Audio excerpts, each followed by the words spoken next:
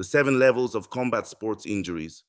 Level 1, surface damage, minor cuts, bruises, and scrapes. Anderson Silva versus Chael Sonnen, UFC 117. Silva's face was a canvas of cuts and swelling, blood streaming down his cheek, but he never stopped moving. These are the injuries that look worse than they are, the kind that make crowds gasp but fighters shrug off.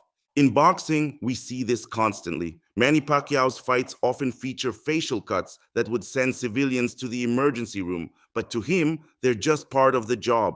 The blood flows, the crowd reacts, but the fight continues. Muay Thai fighters know this level intimately. Shin conditioning creates permanent bruising and microfractures that heal stronger. Every training session adds to the collection: purple marks on forearms from blocking kicks, welts on legs from checking strikes. These injuries heal in days or weeks. They're the price of admission to combat sports, battle scars that fighters wear like badges of honor. Level 2, structural stress, sprains, minor fractures, and deeper tissue damage. UFC 189, Robbie Lawler versus Rory MacDonald. McDonald's nose wasn't just broken, it was reconstructed mid-fight by Lawler's jab.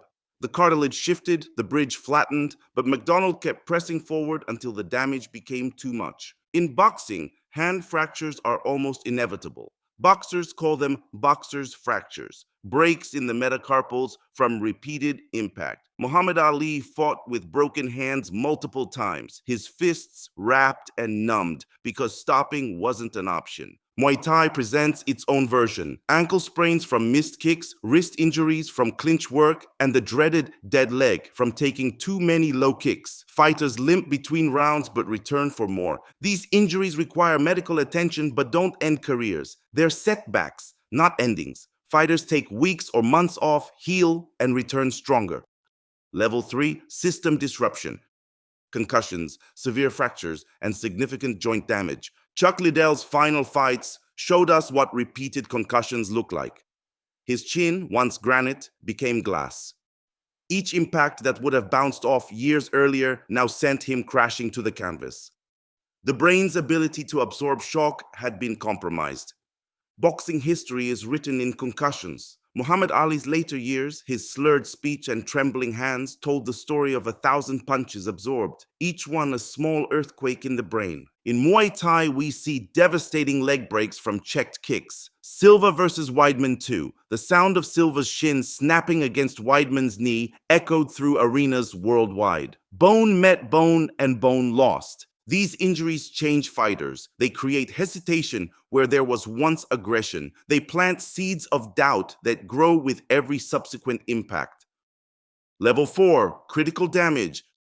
Severe head trauma, major fractures, and organ damage. UFC 15, Tank Abbott versus Scott Ferrazzo. Abbott's liver shot dropped Ferrazzo like he'd been shot. The organ damage was so severe that Ferrazzo couldn't continue. His body simply shut down from the trauma. Boxing's most haunting example, Gerald McClellan versus Nigel Benn, 1995. McClellan dominated for 9 rounds, then collapsed. Brain swelling, blood clots, permanent blindness. A warrior reduced to a shadow by accumulated trauma. Muay Thai's elbow strikes create their own category of critical damage. Hospital-level cuts that require immediate surgery. Orbital bone fractures that threaten vision. Jaw breaks that wire mouths shut for months. These injuries don't just end fights, they end phases of life. Recovery measured in years, not months. Some fighters never fully return.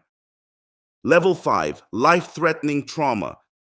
Severe brain hemorrhages and internal bleeding requiring emergency intervention. Pritchard Colon, 2015. A promising boxer whose career ended with rabbit punches that caused brain swelling. He collapsed after the fight, underwent emergency surgery, and never fully recovered. The sport's dark reminder that some injuries cross the line from temporary to permanent. In MMA, we've seen fighters collapse from accumulated damage. Blood clots forming, pressure building in the skull. The octagon becomes an operating room as medical teams fight to save lives.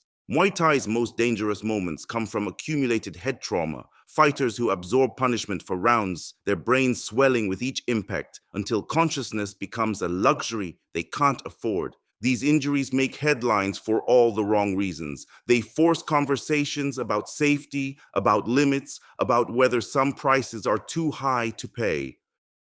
Level 6, catastrophic consequences, permanent disability, paralysis, and life-altering damage. The specter that haunts every combat sport, the injury that changes everything forever, spinal damage from wrestling throws gone wrong, brain trauma that erases memories and personalities, vision loss that ends not just careers but independence. These are the injuries that create the Christopher Reeve moments of combat sports.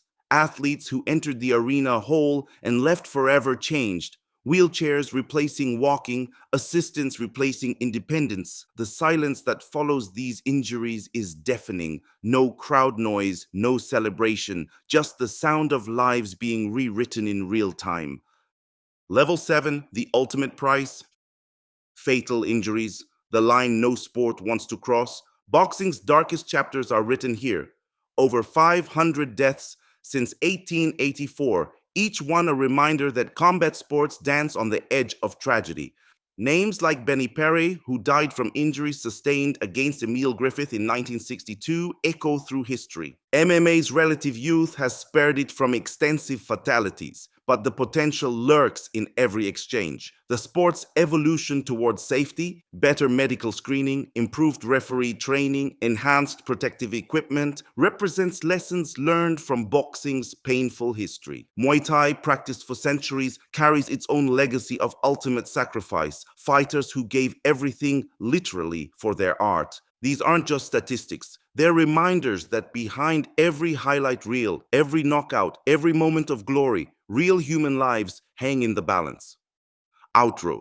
7 levels of injury from surface scratches to ultimate sacrifice. Every fighter who steps into combat accepts this spectrum of risk. They train knowing that each level exists, each consequence is possible. The question isn't whether injuries will happen, it's which level they'll reach, and whether the sport, the fighter, and the fans are prepared for whatever comes next. What level do you think represents the acceptable limit? Where should combat sports draw the line between competition and catastrophe? Comment below, and remember, behind every fight, there's a human being willing to risk everything for their art.